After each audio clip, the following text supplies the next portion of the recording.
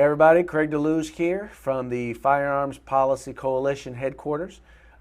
Just wanted to let you guys know there will be a reason to celebrate at midnight tonight, and that is that it will be the end of the 2015-16 legislative session for the California legislature, which basically means they can't do any more crap to us. Anyway, so they can't, so it'll be a great opportunity for us to be able to focus on things that we need to do next. Now, the number one thing that we need to make sure that we're doing next is going to be making sure that we contact the governor on measures that actually did make it to his desk. Now, interestingly, there's some bills that we're supporting. We want to have you contact the governor and tell him to sign, and there's some that we're against, surprise, that we're going to want you to contact the governor and tell him to veto. Let's talk about the ones we want him to sign first. The first one is SB 443 by Senator Mitchell. Now, this is an important bill because it may not be necessarily specifically a gun-related bill, but it kind of is. Basically, what it says is that if you are accused of a crime, the government cannot seize your stuff and sell it off. I know that sounds like crazy, but yes, right now, in certain circumstances, if you are accused, just simply accused of a crime, the government can come in, take your stuff, and sell it, even though you haven't been convicted. And this basically just says that, well, no, you're not going to be able to. They're not going to be able to do that. And trust me, in many, many, many of these cases, firearms are included amongst the property that is seized and then summarily either sold or destroyed. So this is an important bill. It deals primarily with due process and private property rights. Two things that are very, very important, or should be very, very important to gun owners. The other bill that we want to encourage the governor to sign is AB 884 by Assemblyman Gordon. Now, this is a bill that's actually been highly impacted by FPC. We actually won a lawsuit a few months back, or we won a temporary injunction on our lawsuit against a law that basically said that video that was filmed in the California legislature would not be able to be used for campaign purposes. That was basically because, assembly members, in the event that they said stupid stuff or did stupid stuff, they didn't want it to be used against them in campaigns. Well, we all know they're going to say and do stupid stuff, and it should be used against them in a campaign. So we wanted to be able to do that, especially with the upcoming initiative, Prop 63 coming up. We wanted to be able to use some of that footage in order to be able to argue against that initiative. So we took them to court. We won. Now the legislature's saying, you know what? FPC is right. Let's make it law. And so that's what they're trying to do. So we want to encourage you to have the governor sign AB 884. Now, the bills that we want dead. The first one, 2165 by Assemblyman Bonta. We talked about this when we did a different Facebook Live feed on it, and we talked specifically about the fact that the two issues. Number one, it creates two tiers of law enforcement. In that lower tier of law enforcement, their rights, their private property rights are going to be severely restricted because they're going to be limited as to who they can sell their off-roster firearms to. And the other issue, though, is kind of a broader issue, and it has to do with, equal rights protection. In other words, if the not unsafe handgun roster is so bad, and these are guns that are so unsafe they shouldn't be on the streets, should we really be putting them in the hands of law enforcement? These are the people that work for us. And the other, but along with that, the question is if they aren't unsafe, then shouldn't everyone be able to buy, sell, and utilize and have access to these firearms that are considered safe and are in common use in every other state? So that's AB 2165. Then we have AB 1373. This one is by Assemblyman Santiago.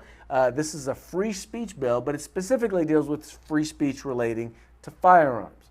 Now, it deals with this small strip in LA where they have billboards that face the freeway. Now, the state currently has control over those billboards.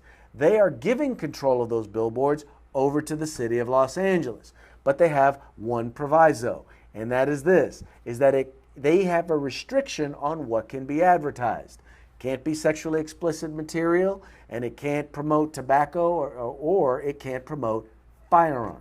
Meaning they don't even want us talking about guns. They don't want us advertising about guns. Well, we don't believe that that's something that ought to be the case. We believe that free speech, especially when it comes to a Second Amendment right or a constitutional right, is important and should be protected. So we want to have them veto AB 1373. AB 450, just recently talked to you guys about this one. This is Assemblyman Kevin McCarty's bill that will remove the cap from the fees that can be charged in order to get a CCW. It also includes this provision that says something about, well, it's for enforcement. Well, that's saying what enforcement is. Now, here's what's going to happen if this bill becomes law. Basically, you're going to have local governments who are going to include things and call it enforcement that have nothing to do with enforcement. And as a result, you're going to see the cost of CCWs skyrocket. That's what's going to wind up happening. Now, you may not have a CCW now, but you may want one. And you may want one in the future. You may want one in the near future. Who knows? So it's important to make sure that that Californians are not priced out of their constitutional right to bear arms. So we need you to call the governor, have him veto AB 450. Finally, we've got Senate Bill 1332. Now, all I'll say about this one is this. It makes the definition of a loan, of loaning your firearm, extremely complicated. We analyze firearms policy every day, and I can tell you, even we don't fully know what constitutes a loan under this particular bill. And trust me, if we don't know, you don't know. And if you don't know, you're in danger of breaking the law and potentially becoming a criminal and losing your Second Amendment rights, which is their goal anyway. So that's really all that needs to be said about that one. Once again, SB 1332, need to make sure that the governor vetoes that one. Now, just because the legislative session is over does not mean that the fight is over. Okay, that's important to know. We've got Veto Gunmageddon petitions that are out there.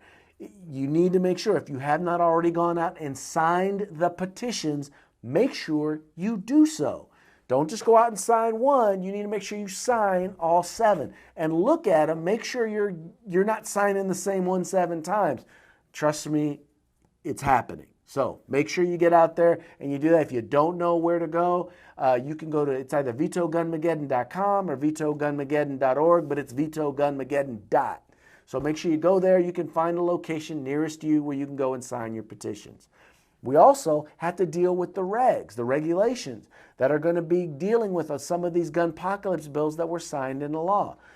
Trust me, the devil is in the details. And in many cases, when we're looking at how we're going to deal with these, it's going to be determined largely by the regulations. So pay attention, keep up to date with us, and we'll talk to you about how that process is going. We're also going to be looking at each and every one of these bills and determining which ones have the best opportunity to be challenged in court.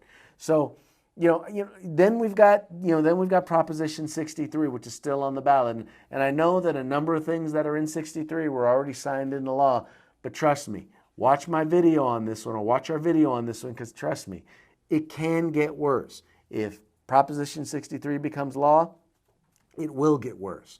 So we need to make sure that we stop 63. All of this is to simply say this. The fight's not over. The fight's never over.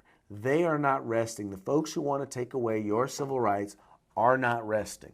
They are going to spend this time between now and when the legislature opens up again. They're going to spend that time planning and plotting and preparing for the next wave of anti-gun legislation. So first, I want to thank you for staying engaged in the fight, but I also want to remind you, spend this time, work with us. We're going to be plotting and planning. We want you to be a part of it. So make sure to stay on track with us. Remember, this is the Firearms Policy Coalition, FPC, fighting for your civil rights. Use them or lose them. If you like these updates, please share them with your friends and subscribe to our YouTube channel.